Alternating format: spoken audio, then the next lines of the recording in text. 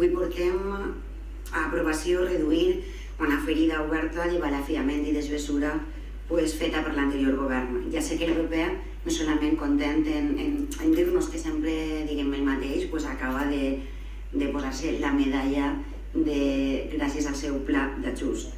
Però la realitat és que acabar amb aquests préstecs forma part d'anar, com he dit abans, reduint la ferida oberta de balafiament i desmesura. Sentències en contra, expropiacions no pagades, mal fetes, procediments abandonats en calaixos i responsabilitats patrimonials parades pràcticament un parell d'anys. I aquesta amortització és una més d'aquestes reparacions que hem de fer. Tot i això, crec que poder amortitzar 2,3 milions d'euros d'un préstec, o en aquest cas de diversos préstecs, és sense dubte un símptoma, el millor símptoma de que la gestió d'aquest govern està sent responsable i precisa. Ho va dir ja fa uns dies el meu company Nacho Reig, en 2 anys baixarem a quasi la meitat el deute bancari i passarem de 17,3 milions a 9,6.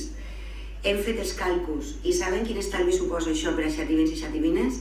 Ens estalviarem més de 65.000 euros en interessos. El pla d'ajust porta des del 2012 aprovat i les dues úniques amortitzacions de préstecs i de deute s'han produït en aquest govern. Una de 1,8 milions d'euros, per la qual cosa l'empresa pública municipal quedava sense deutes, i el present préstec de 2,3 milions d'euros.